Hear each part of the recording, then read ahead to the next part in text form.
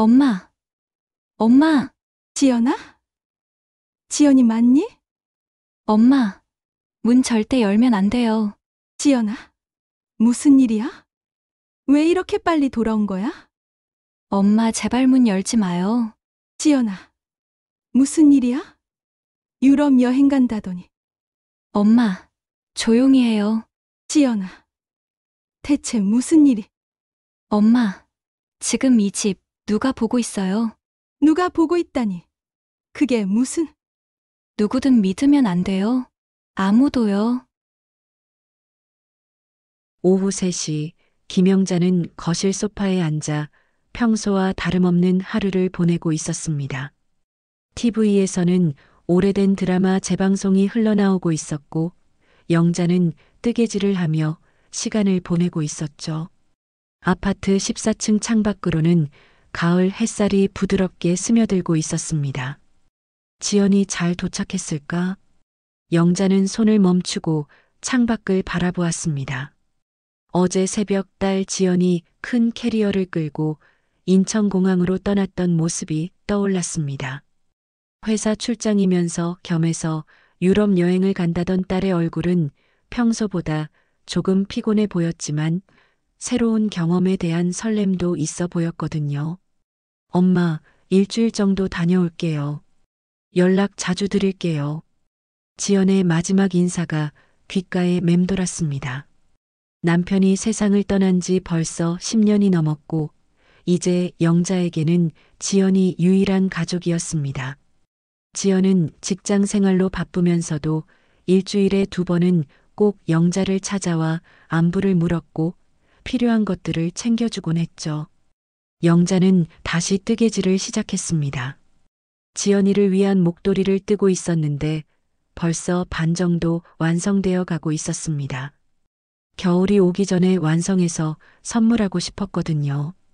저녁 시간이 되자 영자는 간단히 저녁을 해먹고 뉴스를 보기 시작했습니다. 평상시처럼 조용한 하루였습니다. 밤이 깊어갈수록 아파트 단지는 고요해졌고 간혹 들리는 차 소리나 발자국 소리만이 정막을 깨뜨렸습니다. 밤 11시쯤 영자는 잠자리에 들 준비를 하고 있었습니다. 평소보다 일찍 잠들려고 했는데 지연이 없으니 괜히 마음이 허전했거든요. 그런데 그때였습니다. 딸랑. 현관 초인종이 울렸습니다. 영자는 깜짝 놀라 시계를 확인했습니다. 밤 11시 30분. 이 시간에 누가 찾아올까요? 누구세요? 인터폰 너머로는 아무 대답이 없었습니다. 영자는 잠시 기다렸지만 여전히 조용했습니다. 혹시 잘못 눌렀나 싶어 그냥 지나가려던 순간 다시 초인종이 울렸습니다. 딸랑 딸랑. 이번에는 2번 연속으로 울렸습니다. 영자는 조심스럽게 현관 쪽으로 다가가 문구멍으로 밖을 내다보았습니다. 복도 불빛은 어둡게 깜빡이고 있었고 누군가의 그림자가 어른거리는 것 같았지만 확실하지 않았습니다. 누구세요? 이 시간에. 여전히 대답은 없었습니다. 영자는 불안한 마음에 문 앞에서 한참을 서 있었습니다. 그러다 더 이상 소리가 나지 않자 다시 안방으로 돌아갔습니다. 새벽 2시. 영자는 겨우 잠이 들려던 참이었습니다. 그런데 갑자기 현관문을 두드리는 소리가 들렸습니다.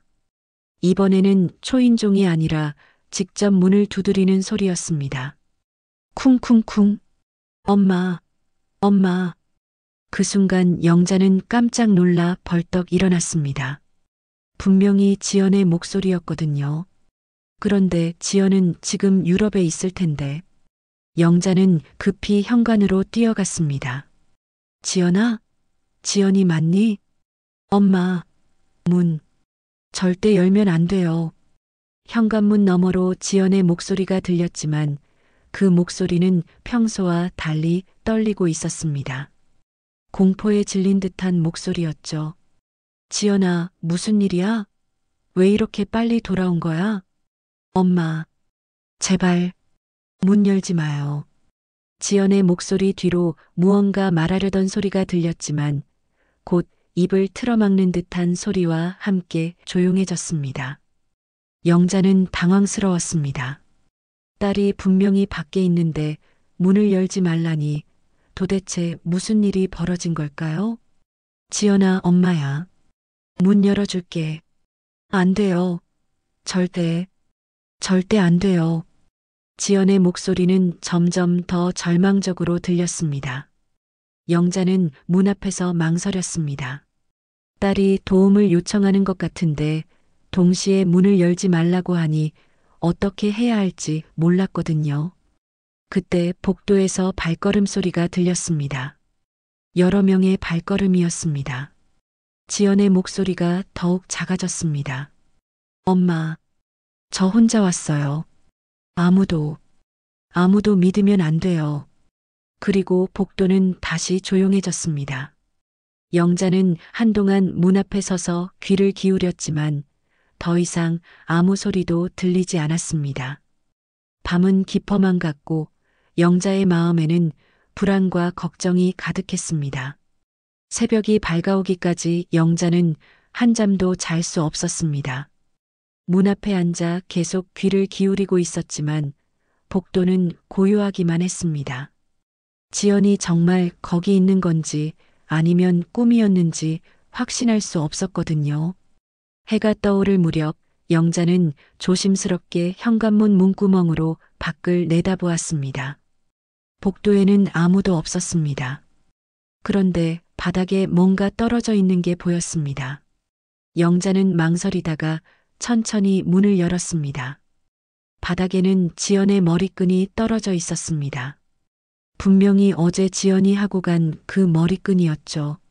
영자는 그제서야 지연이 정말 왔었다는 걸 확신했습니다. 지연아. 영자는 머리끈을 주었습니다. 그런데 그때였습니다. 엘리베이터에서 딸각딸각하는 하이힐 소리가 들렸습니다. 엘리베이터 문이 열리더니 지연이 모습을 드러냈습니다. 지연의 모습은 처참했습니다. 화장은 다 번져 있었고 옷은 구겨져 있었으며 얼굴은 새하얗게 질려 있었습니다. 평소 단정했던 지연의 모습과는 전혀 달랐죠. 지연아. 영자가 달려가려는 순간 지연이 손을 휘저으며 제지했습니다. 엄마, 안 돼요. 문 닫아요, 빨리. 지연은 영자를 밀어내며 급히 집 안으로 들어왔습니다. 그리고는 즉시 현관문을 잠갔습니다. 이중 잠금 장치까지 모두 채우고 나서야 안도의 한숨을 내쉬었죠. 지연아, 무슨 일이야? 유럽 여행 간다더니. 엄마, 조용히 해요. 지연은 영자의 말을 끊고는 휴대폰을 꺼냈습니다. 그리고는 영자가 보는 앞에서 배터리를 빼버렸습니다. 영자는 깜짝 놀랐습니다. 왜 폰을? 엄마 폰도 꺼주세요. 지금 당장요. 지연의 목소리는 다급했습니다. 영자는 영문을 모르겠지만 딸의 말에 따라 휴대폰을 껐습니다. 지연은 그제서야 조금 진정하는 듯 보였습니다. 지연은 거실로 가더니 모든 창문을 확인하기 시작했습니다. 커튼이 제대로 쳐져 있는지, 창문 잠금 장치는 잘 되어 있는지 하나하나 점검했습니다. 그리고는 베란다 쪽 창문에 이불까지 걸어 완전히 가렸습니다. 지연아, 대체 무슨 일이? 엄마, 지금 이 집 누가 보고 있어요? 지연의 말에 영자는 등골이 서늘해졌습니다. 누가 보고 있다니, 그게 무슨... 누구든 믿으면 안 돼요. 아무도요. 지연은 안방으로 가더니 침대 밑을 확인했습니다. 옷장 안도 들여다보고 화장실까지 샅샅이 살펴보았습니다. 마치 누군가 숨어 있을까봐 걱정하는 것 같았죠. 지연아, 엄마가 무서워. 무슨 일인지 말해줘. 하지만 지연은 대답하지 않았습니다. 대신 안방 커튼까지 모두 쳐버리고는 침대에 주저앉았습니다. 온몸이 떨리고 있었죠. 영자는 딸을 달래려고 다가갔지만 지연은 여전히 말이 없었습니다. 다만 창밖을 힐끗힐끗 쳐다보며 불안해하고 있을 뿐이었습니다. 점심시간이 되어서야 지연이 입을 열었습니다. 엄마, 혹시 어젯밤에 이상한 사람 본 적 없어요? 이상한 사람? 차 같은 거 평소에 안 보던 차 있었나요? 영자는 생각해 보려 했지만 특별히 기억나는 게 없었습니다. 그런데 지연은 계속 창밖을 신경 쓰고 있었습니다. 지연아, 유럽 여행은 어떻게 된 거야? 어제 떠났는데. 엄마, 저 여행 안 갔어요. 뭐라고? 공항에서 무서운 일이 있었어요. 지연은 그 말을 끝으로 다시 입을 다물어 버렸습니다. 영자가 아무리 물어봐도 더 이상 말하지 않았죠. 오후가 되자 영자는 장을 보러 나가려고 했습니다. 그런데 지연이 급히 막아섰습니다. 엄마, 나가면 안 돼요. 장을 봐야지. 집에 먹을 게 없어. 그냥 오늘은 집에 있는 걸로 해요. 며칠만 나가지 말아요. 지연의 간절한 표정에 영자는 고개를 끄덕일 수밖에 없었습니다. 저녁 무렵 영자는 냉장고에 있던 재료로 간단한 저녁을 준비했습니다. 지연은 거의 먹지 않았습니다. 계속 창밖만 쳐다보고 있었죠. 지연아, 조금이라도 먹어야지. 엄마, 혹시 아래층에서 검은색 승합차 같은 거 보이나요? 영자는 깜짝 놀라 창밖을 내다보았습니다. 커튼 사이로 아래를 내려다보니 정말로 평소에 보지 못했던 검은색 승합차가 아파트 주차장 한쪽에 서 있었습니다. 저 차 말이야? 지연의 얼굴이 더욱 창백해졌습니다. 엄마, 저 차 언제부터 있었어요? 글쎄, 오늘 처음 보는 것 같은데. 그때였습니다. 현관 초인종이 울렸습니다. 딸랑딸랑. 지연은 벌떡 일어나 영자의 손을 잡았습니다. 엄마, 절대 문 열면 안 돼요. 절대요. 초인종은 계속 울렸습니다. 한 번, 두 번, 세 번. 하지만 누구인지 묻는 소리는 없었습니다. 영자와 지연은 숨죽인 채 현관 쪽을 바라보고 있었습니다. 한참 후에야 초인종 소리가 멈췄습니다. 영자는 조심스럽게 문구멍으로 밖을 내다보려 했지만 지연이 막았습니다. 엄마, 안 돼요. 보면 안 돼요. 복도는 다시 조용해졌습니다. 하지만 이상하게도 그 정적이 더욱 무서웠습니다. 과연 누가 찾아왔던 걸까요? 그리고 지연은 도대체 무엇을 그렇게 두려워하고 있는 걸까요? 밤이 깊어가면서 영자의 불안은 점점 커져만 갔습니다. 그날 밤 영자는 거의 잠들지 못했습니다. 지연은 안방에서 계속 뒤척이고 있었고 영자는 거실 소파에 누워 천장만 바라보고 있었습니다. 창밖으로는 여전히 그 검은색 승합차가 보였고 간혹 차 안에서 희미한 불빛이 깜빡이는 것 같았습니다. 새벽 5시쯤 영자는 조용히 일어났습니다. 지연이 겨우 잠든 것 같았거든요. 영자는 부엌에서 물을 마시며 창밖을 내다보았습니다. 그런데 이상했습니다. 어제까지 있던 검은 승합차가 사라져 있었거든요. 어라, 차가 없네. 영자는 혼잣말을 하며 다시 한번 확인해 보았습니다. 분명히 어제 저녁까지는 있었는데 말입니다. 혹시 꿈이었나 싶어 고개를 갸웃거렸습니다. 아침이 되자 지연이 나왔습니다. 얼굴은 여전히 창백했고 눈 밑에는 진한 다크서클이 생겨 있었습니다. 엄마, 잠 못 주무셨죠? 괜찮다. 너는 어떠니? 저도 잠이 안 와요. 지연은 창밖을 힐끗 보더니 안도의 표정을 지었습니다. 차가 없어진 걸 확인한 모양이었습니다. 지연아, 그 차 사라졌더라. 정말요? 지연의 목소리에 희망이 섞여 있었습니다. 하지만 여전히 불안해하는 기색은 감출 수 없었죠. 영자는 간단한 아침을 준비했습니다. 지연은 평소보다는 많이 먹었지만 여전히 입맛이 없어 보였습니다. 식사를 마치고 나서 지연은 샤워를 하러 갔습니다. 그때였습니다. 영자는 거실에 놓여진 지연의 가방을 발견했습니다. 어제 급하게 들어오느라 아무 곳에나 둔 모양이었습니다. 가방 지퍼가 조금 열려 있어서 안에 있는 것들이 보였습니다. 처음에는 그냥 지나치려 했습니다. 딸의 사생활을 함부로 들여다보는 건 좋지 않다고 생각했거든요. 하지만 뭔가 이상한 게 보였습니다. 평소 지연이 들고 다니는 것들과는 다른 무언가였습니다. 영자는 잠시 망설였습니다. 화장실에서는 샤워하는 소리가 들리고 있었습니다. 호기심이 발동한 영자는 조심스럽게 가방을 열어보았습니다. 가방 안에는 평소에 보던 화장품이나 지갑 대신 두꺼운 봉투가 들어 있었습니다. 갈색 봉투였는데 뭔가 중요한 서류들이 들어있는 것 같았습니다. 이게 뭐지?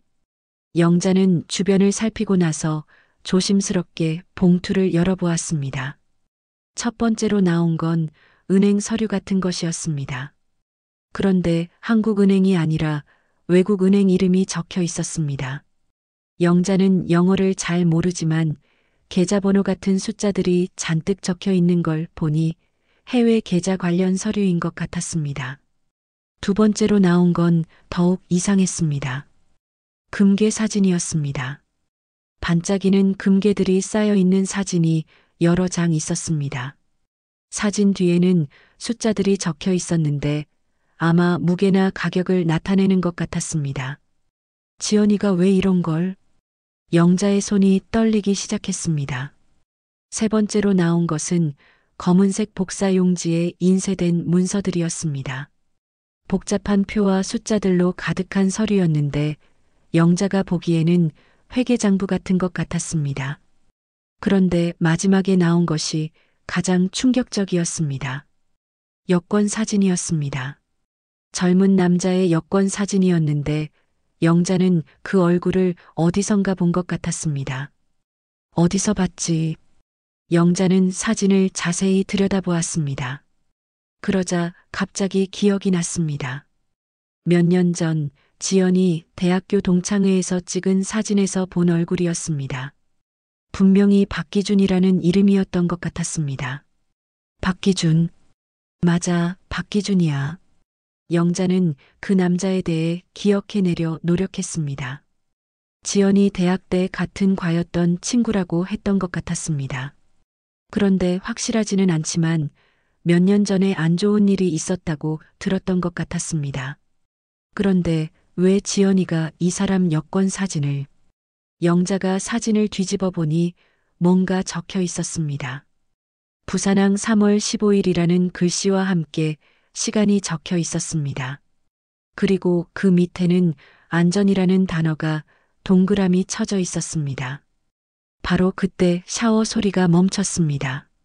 영자는 급히 서류들을 봉투에 다시 넣고 가방을 원래 자리에 놓았습니다. 마음이 두근거렸습니다. 지연이 화장실에서 나왔습니다. 수건으로 머리를 감싸고 있었는데 평소보다 얼굴이 많이 상기되어 있었습니다. 엄마, 뭐 하세요? 아, 그냥 TV 보고 있었어. 영자는 얼른 소파에 앉으며 리모컨을 들었습니다. 지연은 특별히 의심하는 기색 없이 옷을 갈아입으러 안방으로 들어갔습니다. 영자는 가슴이 두근거렸습니다. 방금 본 것들이 무엇을 의미하는지 알 수 없었지만 분명히 평범한 것들은 아니었습니다. 특히 박기준이라는 남자의 여권 사진이 가장 이상했습니다. 박기준, 그 친구 어떻게 됐다고 했지? 영자는 기억을 더듬어 보았습니다. 그러자 갑자기 떠오르는 게 있었습니다. 몇 년 전 지연이 전화로 울면서 말했던 것이 기억났습니다. 대학 동기 중에 자살한 친구가 있다고 했던 것 같았습니다. 설마 박기준이 자살했다던 그 친구? 영자는 소스라치게 놀랐습니다. 자살한 친구의 여권 사진을 지연이 왜 가지고 있는 걸까요? 그리고 해외 계좌나 금괴 사진들은 또 무엇인가요? 지연이 옷을 갈아입고 나왔습니다. 영자는 물어보고 싶었지만 어떻게 말을 꺼내야 할지 몰랐습니다. 딸의 가방을 몰래 뒤진 것도 미안했고 무엇보다 지연이 지금 너무 불안해하고 있어서 추궁하기가 어려웠거든요. 지연아, 내 엄마, 박기준이라는 친구, 기억나니? 지연의 얼굴이 순간 굳어졌습니다. 왜 갑자기 그 이름을? 예전에 내가 말했던 것 같아서 자살했다던 친구 말이야. 지연은 한참 동안 말이 없었습니다. 그리고는 천천히 고개를 끄덕였습니다. 네, 맞아요. 박기준이요. 그 친구와 가까웠니? 엄마, 왜 갑자기 그런 걸 물어보세요?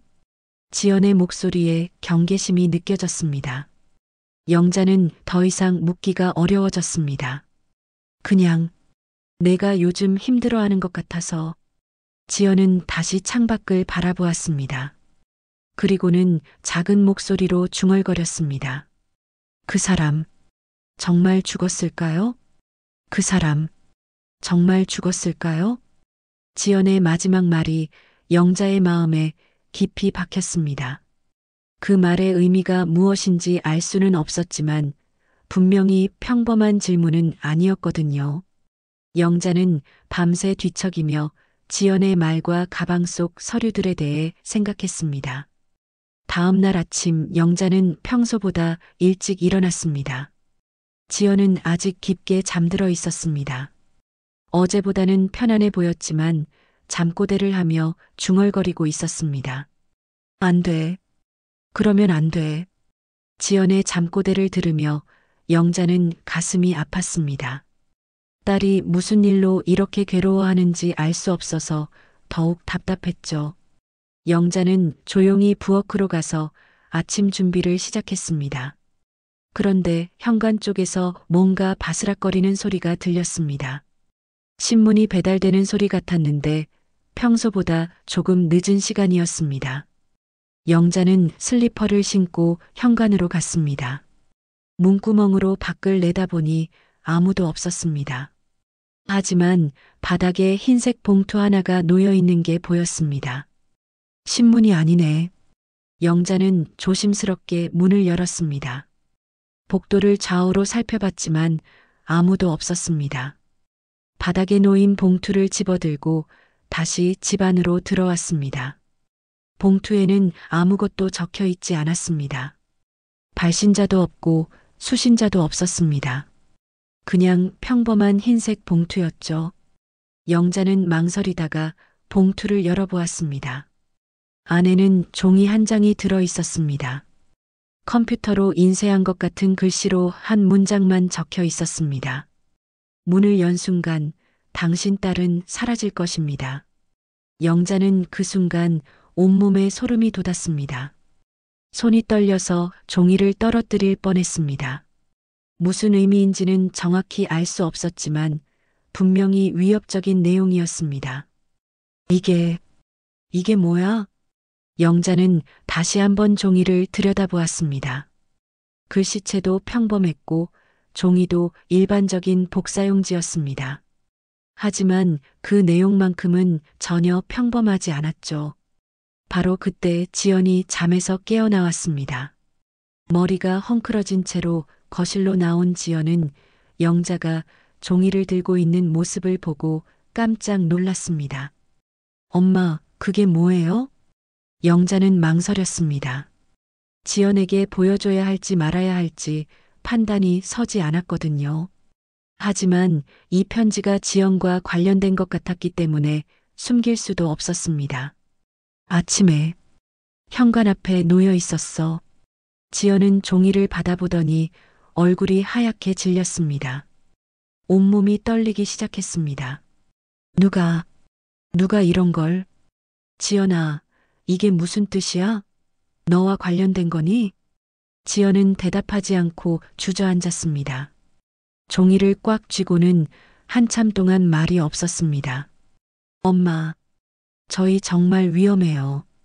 위험하다니 대체 무슨... 저 약 좀 먹을게요. 지연은 가방에서 약통을 꺼냈습니다. 두통약인 것 같았는데 한 번에 여러 알을 먹었습니다. 평소 지연은 약을 잘 안 먹는 편이었는데 요즘 들어 자주 먹고 있었습니다. 지연아, 약을 너무 많이 먹는 것 같은데 머리가 너무 아파요. 며칠째 계속. 지연의 목소리는 힘이 없었습니다. 스트레스를 너무 많이 받아서 그런 것 같았습니다. 오후가 되자 지연의 상태는 더욱 나빠졌습니다. 계속 창밖을 쳐다보며 불안해했고 작은 소리에도 깜짝깜짝 놀랐습니다. 엘리베이터 소리만 들려도 긴장했고 윗집에서 발자국 소리가 나면 귀를 기울였습니다. 지연아, 병원에 가보자. 안 돼요. 나가면 안 돼요. 이렇게 계속 있을 수는 없잖아. 엄마, 며칠만 더요. 며칠만 더 기다려주세요. 영자는 답답했지만 딸의 말을 들어줄 수밖에 없었습니다. 하지만 이런 상황이 언제까지 계속될지 걱정이 되었습니다. 저녁 무렵 지연은 또다시 약을 먹었습니다. 하루에 벌써 3번째였습니다. 얼굴은 점점 더 창백해졌고 손떨림도 심해졌습니다. 지연아, 정말 괜찮니? 엄마, 저 정말 무서워요. 지연이 처음으로 솔직한 감정을 드러냈습니다. 지금까지는 무슨 일인지 말하지 않으면서도 괜찮은 척 했는데 이제는 한계에 다다른 것 같았습니다. 뭐가 무서운지 엄마한테 말해줘. 혼자 끙끙 앓지 말고. 지연은 한참 동안 고민하는 듯 했습니다. 말을 하고 싶어 하는 것 같으면서도 뭔가 두려워하는 기색이 역력했습니다. 밤이 깊어갈수록 지연의 불안은 더욱 심해졌습니다. 1시간에 한 번씩 창밖을 확인했고 현관문 잠금 장치도 계속 점검했습니다. 밤 11시쯤 지연은 갑자기 영자의 손을 잡았습니다. 엄마, 저 정말 큰일 낸 것 같아요. 무슨 큰일을 냈다는 거야? 박기준, 그 사람 기억하시죠? 응, 내가 말했던 자살한 친구. 지연은 깊게 숨을 들이쉬었습니다. 그리고는 떨리는 목소리로 말하기 시작했습니다. 그 사람, 죽지 않았어요. 영자는 깜짝 놀랐습니다. 뭐라고? 자살한 게 아니라 죽은 척하고 도망간 거예요. 도망갔다고? 그 사람 도운 죄로 살해될 뻔했어요. 지연의 목소리는 점점 더 떨렸습니다. 엄마, 내가 훔친 게 아니에요. 그 사람이 맡긴 거예요. 뭘 맡겼다는 거야? 돈, 엄청난 돈이에요. 그런데 그 돈이... 지연은 말을 잇지 못하고 울음을 터뜨렸습니다. 영자는 딸을 달래면서도 머릿속이 복잡했습니다. 도대체 지연이 무슨 일에 휘말린 걸까요? 지연아, 천천히 말해줘. 엄마가 다 들어줄게. 지연은 눈물을 닦으며 고개를 끄덕였습니다. 이제야 모든 것을 털어놓을 준비가 된 것 같았습니다. 지연은 한참 동안 눈물을 닦으며 마음을 진정시켰습니다. 영자는 딸의 어깨를 토닥이며 기다려 주었습니다. 무슨 일인지는 모르겠지만 지연이 지금까지 얼마나 힘들었을지 짐작이 갔거든요. 엄마, 처음부터 말씀드릴게요. 지연은 깊게 숨을 들이쉬며 이야기를 시작했습니다. 박기준이라는 친구, 대학 때부터 알고 지냈어요. 졸업하고 나서도 가끔 연락했죠. 그런데 몇 년 전부터 그 친구가 이상해졌어요. 어떻게 이상해졌다는 거야? 갑자기 돈이 많아졌어요. 비싼 차 타고 명품 옷 입고 처음에는 사업이 잘 되나 보다 했는데 지연은 잠시 말을 멈추고 창밖을 확인했습니다. 여전히 조심스러워하는 모습이었습니다. 알고 보니 그 친구가 해외 도박 사이트 관련 일을 하고 있었어요. 정확히는 불법 도박 조직의 돈을 관리하는 일이었죠. 영자는 깜짝 놀랐습니다. 불법 도박이라니 상상도 못했던 일이었습니다. 그런 위험한 일을 처음에는 저도 몰랐어요. 기준이가 해외 투자 회사에 다닌다고 했거든요. 그런데 작년 말쯤부터 기준이가 저한테 이상한 부탁을 하기 시작했어요. 지연의 목소리가 점점 더 떨렸습니다. 은행 계좌를 빌려달라고 했어요. 잠깐만 쓰겠다고 투자금을 옮기는 거라고 했죠. 저는 친구니까 도와줬어요. 그런데 그게 시작이었어요. 한 번, 두 번 계속 부탁하더라고요. 나중에는 제 명의로 해외 계좌까지 만들어 달라고 했어요. 영자는 가슴이 답답해졌습니다. 순진한 딸이 위험한 일에 휘말린 것 같았거든요. 지연아, 그때 거절했어야지. 저도 이상하다고 생각했어요. 그래서 기준이한테 정확히 뭐 하는 일인지 물어봤죠. 그랬더니 지연은 손을 떨며 계속 말했습니다. 그때서야 진실을 알게 됐어요. 기준이가 거대한 도박 조직에서 비자금을 관리하는 회계 담당자였던 거예요. 해외로 돈을 빼돌리고 자금 세탁하는 일을 담당했다고 했어요. 세상에, 기준이는 자기가 너무 많은 걸 알게 됐다고 했어요. 조직의 비밀들을. 그래서 위험하다고 했죠. 언젠가는 자기를 없애려 할 거라고. 지연은 잠시 말을 멈추고 물을 마셨습니다. 목이 말라 있는 것 같았습니다. 그러더니 기준이가 갑자기 죽었다는 소식이 들렸어요. 자살했다고. 저는 정말 충격이었어요. 그런데 한 달 후에 기준이한테서 연락이 왔어요. 영자는 소스라치게 놀랐습니다. 연락이 왔다고? 기준이는 죽지 않았어요. 죽은 척하고 도망간 거였어요.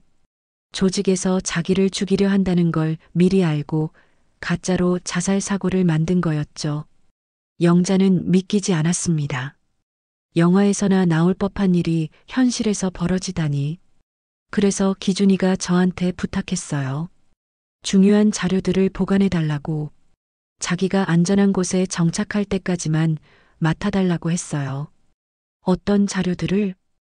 회계장부들이에요. 조직의 돈이 어떻게 움직이는지, 누가 관련되어 있는지 모든 게 적혀 있는 자료들이었어요. 그리고 USB도 있었고, 지연은 가방 쪽을 바라보았습니다. 그 자료들이 지금 여기 있어요.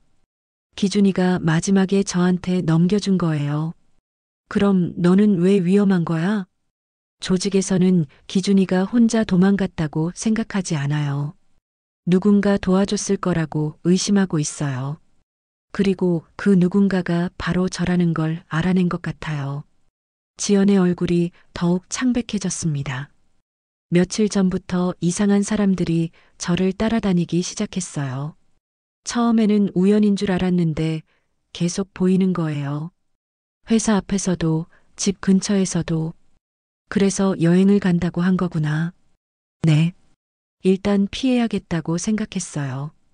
그래서 공항으로 갔는데 지연은 몸을 떨었습니다. 공항에서도 그 사람들이 나타났어요. 제가 어디로 가는지 알고 있었던 거예요. 그래서 급히 도망쳤어요. 택시 타고 이리저리 돌아다니다가 새벽에 엄마 집으로 온 거예요. 영자는 이제야 모든 게 이해됐습니다. 왜 지연이 그렇게 무서워했는지, 왜 문을 열지 말라고 했는지. 그럼 지금도 그 사람들이 너를 찾고 있다는 거야? 네. 그래서 휴대폰도 껐어요. 위치 추적당할 수 있거든요. 지연은 일어나서 안방으로 갔습니다. 그리고는 옷장을 열더니 뒤쪽에서 뭔가를 꺼냈습니다. 작은 USB였습니다. 이게 바로 기준이가 저한테 맡긴 USB예요. 이 안에 모든 증거가 들어있어요. 그럼 이걸 경찰에 신고하면 되는 거 아니야? 안 돼요, 엄마. 이 조직은 정말 위험해요. 경찰 중에도 매수된 사람들이 있을 수 있어요. 잘못하면 저희가 더 위험해질 수 있어요. 지연은 USB를 다시 옷장 깊숙이 숨겼습니다. 기준이가 말하기로는 이 조직이 정말 크다고 했어요. 해외에 본부가 있고 한국에는 지부만 있는 거라고. 돈도 엄청나고 손이 닿지 않는 곳이 없다고 했어요. 영자는 무섭기도 하고 답답하기도 했습니다. 그럼 언제까지 이렇게 숨어 있을 거야? 기준이가 연락할 거예요. 안전한 곳에 정착하면 이 자료들을 어떻게 처리할지 알려준다고 했어요. 언제? 모르겠어요.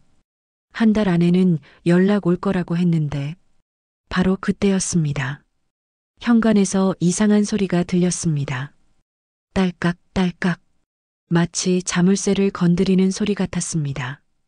지연의 얼굴이 파랗게 질렸습니다. 엄마, 누군가 문을 열려고 하고 있어요. 딸깍 딸깍. 현관에서 들리는 소리에 영자와 지연은 숨을 죽였습니다. 분명히 누군가 도어락을 건드리고 있는 소리였습니다. 지연은 영자의 손을 꽉 잡으며 조용히 고개를 저었습니다. 쉿! 두 사람은 현관 쪽을 바라보며 가만히 있었습니다. 소리가 멈춘 것 같았지만 여전히 긴장을 늦출 수 없었습니다. 지연의 손은 차갑게 식어 있었고 온몸이 떨리고 있었습니다. 한참의 정적이 흐른 후 다시 소리가 들렸습니다. 이번에는 더 정교한 소리였습니다. 마치 전문가가 자물쇠를 따는 것 같은 소리였죠. 지연은 급히 영자를 안방으로 데려갔습니다. 그리고는 옷장을 열더니 영자를 안으로 밀어 넣었습니다. 엄마, 여기 숨어 계세요. 절대 나오시면 안 돼요. 지연아, 너는 어떻게 할 거야? 저는 괜찮아요. 엄마만 안전하면 돼요. 지연은 옷장 문을 닫으려 했지만 영자가 붙잡았습니다. 안 돼, 같이 숨자. 엄마, 그럼 더 위험해져요. 저 혼자 나가서 처리할게요. 지연아, 엄마, 제발. 저 믿어주세요. 지연의 눈에는 눈물이 고여 있었지만 동시에 결연한 의지도 보였습니다. 영자는 딸을 믿을 수밖에 없었습니다. 지연은 옷장 문을 조용히 닫았습니다. 영자는 옷들 사이에 숨어서 밖의 상황을 들으려고 했습니다. 딸깍. 마침내 현관문이 열리는 소리가 들렸습니다. 영자는 가슴이 두근거려서 죽을 것 같았습니다. 정말로 누군가 들어온 것 같았거든요. 발걸음 소리가 들렸습니다. 한 명이 아니라 여러 명인 것 같았습니다. 무거운 신발을 신은 남자들의 발걸음이었습니다. 아무도 없나? 낮은 남자 목소리가 들렸습니다. 확실히 여기 있다고 했는데 구석구석 다 찾아봐. 영자는 옷장 안에서 몸을 최대한 작게 웅크렸습니다. 손으로 입을 막고 숨소리조차 내지 않으려고 했습니다. 그때 지연의 목소리가 들렸습니다. 여기 있어요. 영자는 깜짝 놀랐습니다. 지연이 스스로 나타난 것 같았습니다. 김지연 맞지? 네, 맞아요. 우리가 누군지 알지? 네, 알아요. 지연의 목소리는 떨리고 있었지만 의외로 차분했습니다. 그럼 얘기가 빠르겠네. 박기준이 맡긴 물건들 어디 있어? 모르겠어요. 모른다고? 우리가 확실한 정보를 가지고 온 거야. 정말 모르겠어요. 기준이가 뭔가 맡겼다고 하는데 저는 받은 게 없어요. 영자는 지연이 거짓말을 하고 있다는 걸 알았습니다. USB는 분명히 옷장 안에 숨겨져 있었거든요. 거짓말하지 마. 우리는 다 알고 있어. 박기준이 너한테 회계장부랑 USB 넘겼다는 거 말이야. 그런 건 받은 적이 없어요. 이 여자 끝까지 잡아떼는군. 갑자기 무언가 넘어지는 소리가 들렸습니다. 지연이 비명을 지르는 소리도 함께 들렸습니다. 아! 영자는 옷장에서 나가고 싶었지만 지연이 절대 나오면 안 된다고 했던 말이 떠올랐습니다. 마지막으로 묻는다. 물건들 어디 있어? 정말 모르겠어요. 그럼 어쩔 수 없지. 또 다른 남자 목소리가 들렸습니다. 이 집 안 뒤져봐. 분명히 어딘가에 숨겨뒀을 거야. 발걸음 소리가 집안 곳곳에서 들렸습니다. 서랍을 뒤지는 소리, 물건들이 바닥에 떨어지는 소리가 계속됐습니다. 안방도 확인해봐. 영자는 심장이 터질 것 같았습니다. 곧 안방으로 들어올 것 같았거든요. 여기 옷장이 있네. 발걸음이 옷장 쪽으로 다가왔습니다. 영자는 더욱 몸을 웅크렸습니다. 옷장 안도 봐야겠네. 바로 그때 지연의 목소리가 들렸습니다. 잠깐만요. 생각해보니 있을 수도 있어요. 뭐가? 기준이가 마지막에 뭔가 줬던 것 같긴 해요. 그런데 어디 뒀는지 빨리 말해. 베란다. 베란다 화분 밑에 뭔가 묻어뒀던 것 같아요. 발걸음 소리가 베란다 쪽으로 향했습니다. 영자는 안도의 한숨을 내쉬었습니다. 지연이 기지를 발휘해서 위기를 모면한 것 같았습니다. 여기 파봐. 흙이 새로 파진 것 같네. 한참 동안 뭔가를 파는 소리가 들렸습니다. 아무것도 없는데? 없다고? 응, 아무것도 안 나와. 인연이 우리를 속인 거야. 갑자기 지연이 비명을 지르는 소리가 들렸습니다. 아, 놔주세요. 어디 감히 우리를 속여? 이제 끝까지 안 하겠다는 거지? 정말 모르겠다고요. 그럼 다른 방법을 써야겠네. 무언가 심각한 일이 벌어지는 것 같았습니다. 영자는 더 이상 참을 수 없었습니다. 너 우리랑 같이 가야겠어. 어디로요? 조용한 곳으로 가서 천천히 얘기하자. 안 돼요. 저 여기서 안 나가요. 선택권이 없어. 발걸음 소리가 현관 쪽으로 향했습니다. 지연이 끌려가는 것 같았습니다. 엄마. 지연이 작은 목소리로 영자를 부르는 소리가 들렸습니다. 하지만 곧 현관문이 닫히는 소리와 함께 모든 것이 조용해졌습니다. 영자는 한참 동안 옷장 안에서 나오지 못했습니다. 혹시 누군가 남아있을까봐 두려웠거든요. 1시간쯤 지난 후에야 영자는 조심스럽게 옷장에서 나왔습니다. 집안은 엉망이 되어 있었습니다. 서랍은 모두 뒤져져 있었고 물건들이 여기저기 흩어져 있었습니다. 거실 테이블 위에는 종이 한 장이 놓여 있었습니다. 지연의 글씨였습니다. 엄마, 난 아직 살아있어요. 절대 문 열지 마요. 경찰도 부르면 안 돼요. 며칠 후에 다시 연락드릴게요. 사랑해요. 영자는 그 순간 무너져 내렸습니다. 딸이 사라졌습니다. 그리고 언제 다시 볼 수 있을지 알 수 없었습니다. 지연이 사라진 후 영자는 며칠 동안 아무것도 할 수 없었습니다. 밥도 제대로 못 먹었고 잠도 오지 않았습니다. 계속 지연의 마지막 모습만 떠올랐거든요. 그 무서워하던 얼굴, 떨리던 목소리가 귓가에서 맴돌았습니다. 영자는 경찰에 신고하고 싶었지만 지연의 당부가 머릿속에서 떠나지 않았습니다. 경찰도 부르면 안 된다고 했던 지연의 말이 계속 마음에 걸렸죠. 혹시 잘못 신고했다가 지연이 더 위험해질까봐 두려웠습니다. 사흘째 되는 날, 영자는 지연의 방을 정리하면서 노트북을 발견했습니다. 지연이 평소 사용하던 노트북이었는데 급하게 떠나느라 챙기지 못한 것 같았습니다. 혹시 이 안에 뭔가 있을까? 영자는 노트북을 켜보았습니다. 다행히 비밀번호 없이 켤 수 있었습니다. 지연이 집에서는 보안을 따로 설정하지 않았던 모양입니다. 노트북 화면에는 여러 개의 폴더가 있었습니다. 대부분 회사 업무 관련 파일들이었지만 그 중에 이상한 폴더 하나가 눈에 띄었습니다. 백업이라는 이름의 폴더였습니다. 영자는 조심스럽게 그 폴더를 열어보았습니다. 안에는 수많은 파일들이 들어 있었습니다. 대부분 숫자와 영어로 된 복잡한 문서들이었는데 지연이 말했던 회계장부들인 것 같았습니다. 이게 그 자료들인가? 영자는 파일들을 하나씩 열어보았습니다. 내용은 이해할 수 없었지만 엄청난 양의 돈이 오가는 기록들이 가득했습니다. 해외은행 계좌번호들, 송금 내역들, 그리고 여러 사람들의 이름과 연락처까지 적혀 있었습니다.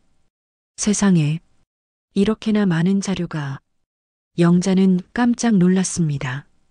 지연이 이런 위험한 자료들을 보관하고 있었다니 얼마나 무서웠을까 싶었습니다. 파일들을 계속 살펴보던 영자는 중요한 것을 발견했습니다. 파일 중 하나에 자동 백업 완료라는 메시지가 떠 있었던 것입니다. 지연의 노트북이 자동으로 이 자료들을 백업해 두었던 모양입니다. 이걸로 뭔가 할 수 있지 않을까? 영자는 생각에 잠겼습니다. 이 자료들이 불법 도박 조직의 증거라면 경찰이나 검찰에 넘기면 도움이 될 것 같았습니다. 하지만 동시에 걱정도 됐습니다. 지연이 말했듯이 조직의 손이 경찰까지 닿아 있다면 어떻게 될까요? 영자는 며칠 동안 고민했습니다. 매일 밤 잠들기 전에 지연의 안전을 걱정했고 동시에 이 자료들을 어떻게 처리해야 할지 고민했습니다. 내가 이걸 넘기면 저 사람들이 지연이를 그냥 둘까? 하지만 내가 아무것도 안 하면 또 다른 사람들이 피해를 당하겠지. 영자의 마음은 복잡했습니다. 어머니로서는 딸의 안전이 가장 중요했지만 동시에 이런 나쁜 일들을 그냥 넘길 수는 없다는 생각도 들었습니다. 일주일째 되는 날 영자는 결심을 했습니다. 우선 자료들을 안전한 곳에 보관하고 그 다음에 어떻게 할지 결정하기로 한 것입니다. 영자는 USB를 구입해서 노트북의 모든 자료를 복사했습니다. 그리고 나서 은행에 갔습니다. 평생 사용해 본 적 없는 대여금고를 신청했습니다. 대여금고요? 어떤 용도로 사용하실 건가요? 중요한 서류들을 보관하려고 합니다. 영자는 떨리는 마음으로 대여금고 신청서를 작성했습니다.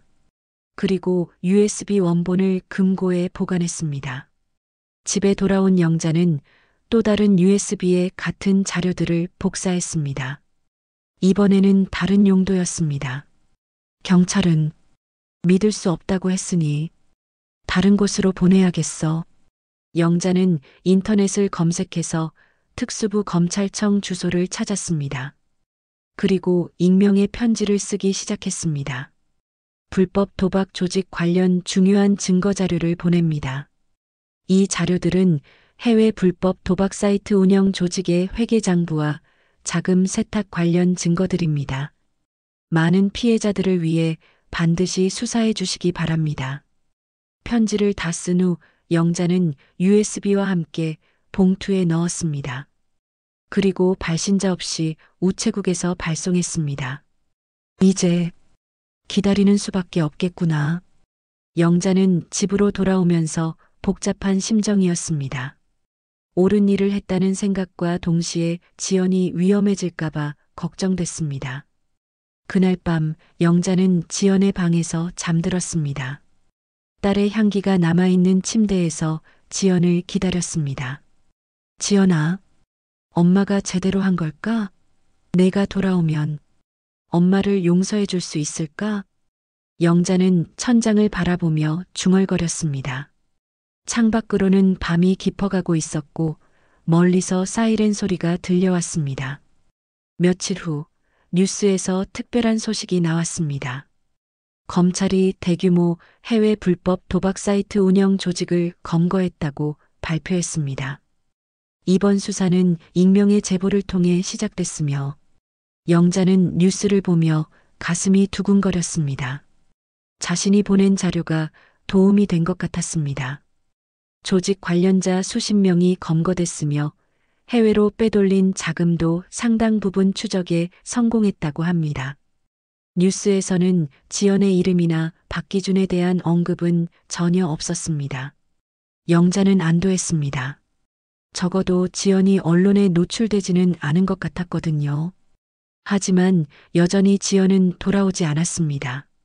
영자는 매일 현관문 앞에서 딸을 기다렸지만 돌아오는 건 정막뿐이었습니다.